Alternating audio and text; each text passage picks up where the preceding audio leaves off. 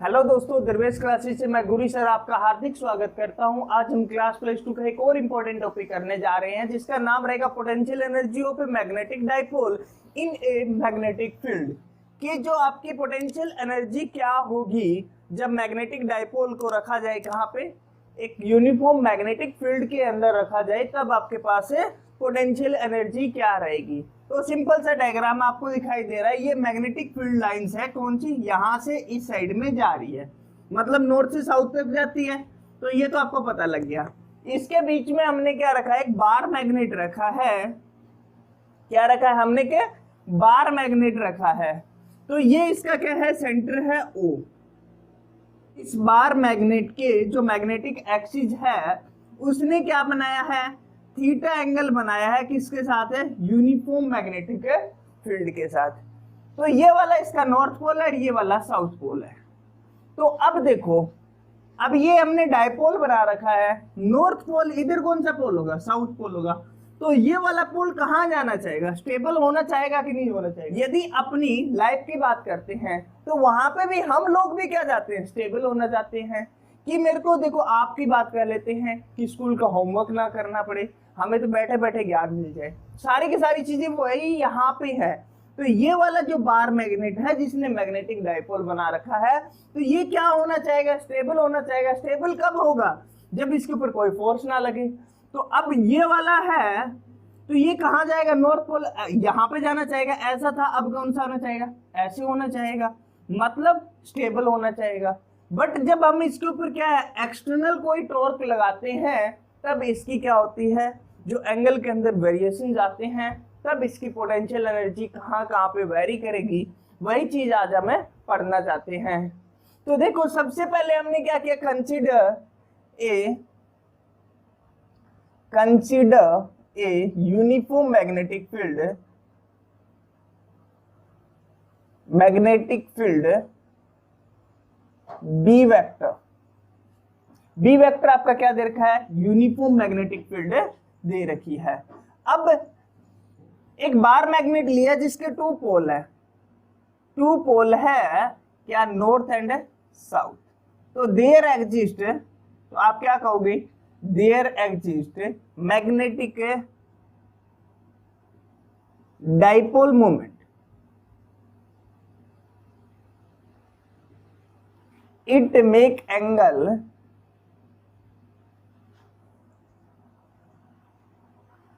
Theta, इसने कितना बनाया, थीटा विद मैग्नेटिक फील्ड। इतनी बात आपको समझ में आ गई तो ये क्वेश्चन ही आपका सोल्व हो गया।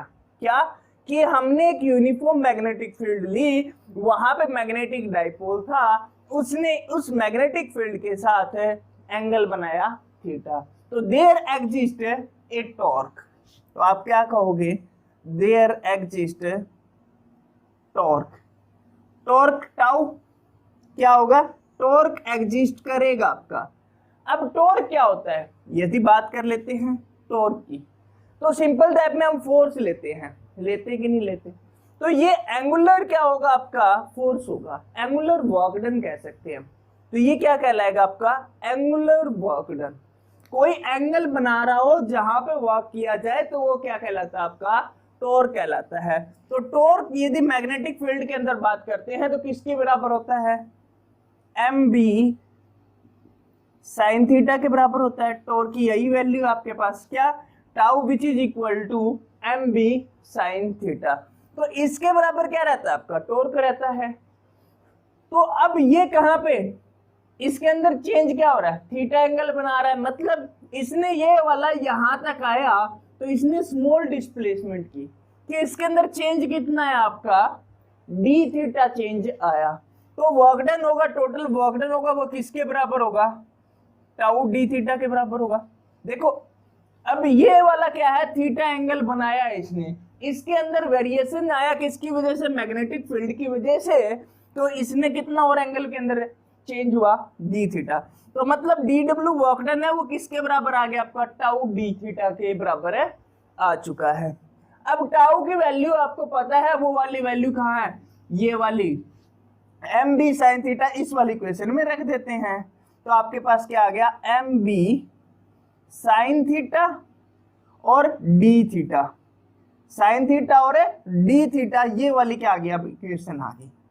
अब पहले इसने कितना किया, डी थीटा चेंज कर रहा है, तो अब इसका जब इंटीग्रेट करेंगे, क्या करना आपको, इंटीग्रेटिंग बोथ साइड, इंटीग्रेट किया तो लिमिट होगी, वो एंगल होगा, वो वेरिएशन किसके अंदर आ रहा है, एंगल के अंदर आ रहा है ना इसका, तो कहां तक चेंज हो रहा है, थीटा 1 टू थीटा 2 तक क्या हो रहा है, एंगल के अंदर वेरिएशन आ रहा है। तो डी डब्ल्यू का वर्क डन आपको पता है कितना होगा, डब्ल्यू वर्क डन का कितना आ गया आपका, चेंज कितना आ गया डब्ल्यू, और एम बी क्या है, कांस्टेंट टर्म में बाहर आ जाएगी, इंटीग्रेशन किसका होगा, सिर्फ है साइन थीटा डी थीटा का होगा, लिमिट थीटा 1 से कहां तक जाएगी आपके पास है, थीटा 2 तक जाएगी। साइन थीटा डी थीटा का आपको इंटीग्रेशन पहले से पता है, क्लास +2 में हो चुके हो, इंटीग्रेशन वाला तो चैप्टर भी हम कर चुके हैं, तो आप क्या करोगे, वो निकाल लोगे भाई, यदि नहीं किया तो मैथ के अंदर भाई कर लोगे। तो क्या होता है सिंपल, यदि कोई बायो का स्टूडेंट है तो याद रख सकते हो, क्या रहेगा आपका, साइन थीटा डी थीटा का कितना होता है, माइनस का कोस थीटा होता है। बायो के स्टूडेंट याद रख सकते हैं, साइन थीटा डी थीटा का इंटीग्रेशन कितना होता है, माइनस कोस थीटा होता है। कोस थीटा डी थीटा का कितना होता है, साइन थीटा होता है, वो भी याद रख सकते हो, बड़ा सिंपल सी टर्म है, थीटा 1 से लेके कहां तक जाएगी, थीटा 2 तक जाएगी। तो वर्क डन आपके पास कितना आया, माइनस का एम बी कोस अपर लिमिट माइनस है लोअर लिमिट है, कोस थीटा 2 माइनस का कोस थीटा 1 के बराबर क्या आई आपकी वैल्यू है। तो भाई इसके अंदर जितना वर्क डन होगा वो किसके बराबर होगा, इसके बराबर होगा। तो यही तो क्या आपकी पोटेंशियल एनर्जी है, डेल यू, जो पोटेंशियल एनर्जी होगी वो किसके बराबर होगी, वर्क डन के बराबर कहलाएगी, M B sine M B cos theta 2 minus का कोस थीटा 1 के बराबर रहेगी। तो ये आपके पास क्या आ गई, टोटल पोटेंशियल एनर्जी आ गई ये वाली। यदि पोटेंशियल एनर्जी की बात कर रहा है, जो थीटा 1 चेंज किया था वो किसके बराबर हो, 90 डिग्री के बराबर हो, और थीटा 2 है वो किसके बराबर हो आपका, थीटा के बराबर हो, तब इसके क्या केस बनेंगे, तो डेल यू होगा वो किसके बराबर होगा आपका, माइनस का M B cos theta 2, theta 2 की जगह क्या रखा, थीटा रखा, तो क्या बन गया, कोस है थीटा, और कोस 90 कितना होता है 0, तो आपको लिखने की जरूरत नहीं है।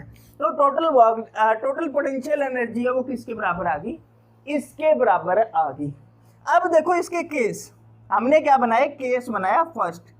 केस फर्स्ट क्या बनाया, यदि आपका थीटा है एंगल 0 डिग्री के बराबर हो, इसका मतलब क्या है, 0 डिग्री के बराबर है, इसका मतलब क्या हो गया, ये वाले कहां पे आ गई क्वेश्चन है, यहां पे आ गई, जो मैग्नेटिक डाइपोल था अलाइन विद मैग्नेटिक फील्ड के बराबर आ गई। तो ये क्या कहलाएगा, कोस 0 कितना होता है 1, कोस 0 कितना होता है 1, तो डेल यू किसके बराबर आएगा, माइनस का एम बी के बराबर आ जाएगा, कोस 0 की वैल्यू क्या रख देंगे 1। तो ये क्या है, मैक्सिमम स्टेबल है, इस पोजीशन पे क्या होगा, ये स्टेबल रहेगा, तो यहाँ पे क्या होगा, मैक्सिमम स्टेबल कहलाएगा यदि थीटा की वैल्यू कितनी हो 0 डिग्री। यदि के सेकंड की बात कर लेते हैं, थीटा कितना हो जाए 90 डिग्री हो जाए, तब कोस 0 0, कोस 0 0, इस वाली के अंदर हम वैल्यू रखेंगे, तो डेल यू की वैल्यू कितनी आ जाएगी आपके पास है 0। मतलब जब ये परपेंडिकुलर होगा तो इसके ऊपर मिनिमम पोटेंशियल एनर्जी लगेगी। यहाँ पे क्या लगेगी, जब ये वाली क्या है आपका मैग्नेटिक डाइपोल कहा जाए, ये परपेंडिकुलर एंगल कितना बना ले 90 डिग्री बना ले, तो आप कह सकते हो कि आपकी पोटेंशियल एनर्जी है वो कितनी रहेगी 0 डिग्री 0 रहेगी। मिनिमम पोटेंशियल एनर्जी लगेगी जब आपका मैग्नेटिक डाइपोल परपेंडिकुलर एंगल बना रहा हो, किसके साथ है, मैग्नेटिक फील्ड के साथ।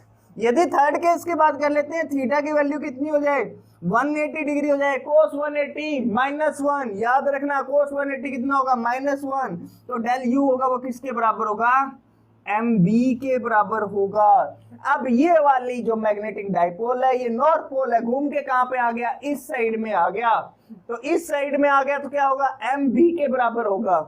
मैक्सिमम पोटेंशियल एनर्जी होगी, मैक्सिमम पोटेंशियल एनर्जी होगी तो क्या कह सकते हो कि जो आपका मैग्नेटिक डाइपोल है ये मैक्सिमम अनस्टेबल है, इस पोजीशन पे क्या होगा, मैक्सिमम अनस्टेबल होगा। तो ये क्या थी आपकी पोटेंशियल एनर्जी थी of a magnetic dipole in uniform magnetic field. इसके अंदर आपका अगला टॉपिक आता है गाजला फॉर मैग्नेटिज्म, कि गाजला की आपकी इक्वेशन है वो मैग्नेटिज्म पे क्या क्या इफेक्ट डालेगी। सबसे पहले आपको ये दिखाई दे रहा होगा एस गॉसियन सरफेस, ये क्या है आपके पास है, गॉसियन सरफेस है। बड़ी सिंपल सी बात है, गाज थ्योरम के अकॉर्डिंग यदि हम मैग्नेटिज्म निकालते हैं टोटल फ्लक्स निकालेंगे, क्या निकालोगे, total flux, total magnetic flux निकालते हैं तो वो कितना रहता है, ऑलवेज 0 रहता है, मतलब phi of b which is equal to 0, total magnetic flux is always 0। यदि आपका गॉसियन सरफेस है तो उसके अंदर आपका टोटल मैग्नेटिक फ्लक्स होगा वो कितना रहेगा, 0 रहेगा। इस चीज को हम समझते हैं 0 कैसे रहेगा। तो सबसे पहले देखो फ्लक्स होता है वो किसके बराबर होता है, यदि phi of b की बात कर लेते हैं तो किसके बराबर होगा आपका, d phi b which is equal to b dot bs vector के बराबर होगा। मतलब फ्लक्स, मैग्नेटिक फ्लक्स की बात करते हैं तो मैग्नेटिक फ्लक्स की डेफिनेशन क्या कहती है कि जितनी मैग्नेटिक फील्ड ऑफ लाइन पास कर रही है कोई भी सरफेस से, कोई भी गॉसियन सरफेस से कितने number of magnetic field line से पास कर रही है, तो वो क्या कहलाता है, इसका मैग्नेटिक फ्लक्स कहलाता है। हमने इसका क्या माना, एक स्मॉल एलिमेंट माना ds वेक्टर, जहां से क्या है आपकी मैग्नेटिक फील्ड लाइन से पास कर रही है, तो इसका आपका मैग्नेटिक फ्लक्स होगा वो किसके बराबर होगा, d phi b vector which is equal to b vector dot bs vector के बराबर होगा। यदि आपने क्या माना है, स्मॉल एलिमेंट ds माना है तो इसका फ्लक्स होगा वो इसके बराबर होगा। इसी प्रकार ये वाला एरिया लिया, मैं फिर आगे वाला एरिया ले लूंगा, फिर आगे वाला, तो मतलब टोटल के अंदर क्या है, स्विमिंग करेंगे हम सारे सरफेस के अंदर छोटे छोटे एलिमेंट लेके, देन टोटल फ्लक्स निकालोगे तो वो किसके बराबर होगा, 0 के बराबर होगा। मतलब इसका d phi b होगा वो किसके बराबर होगा, 0 के बराबर होगा। यदि आप phi v देखना चाहो तो phi b भी देख सकते हो, किसके बराबर होगा, 0 के बराबर होगा। मतलब ये बात क्या बता रहा है, phi b के बराबर क्यों हो रहा है, क्या बता रहा है, ये ला आपका इंडिकेट कर रहा है कि जितनी number of lines, total number of magnetic field line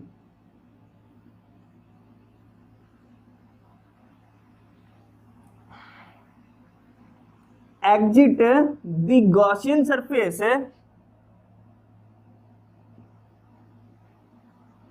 Gaussian surface, तो उतनी नंबर ऑफ लाइंस क्या करेगी, पास होगी, इज इक्वल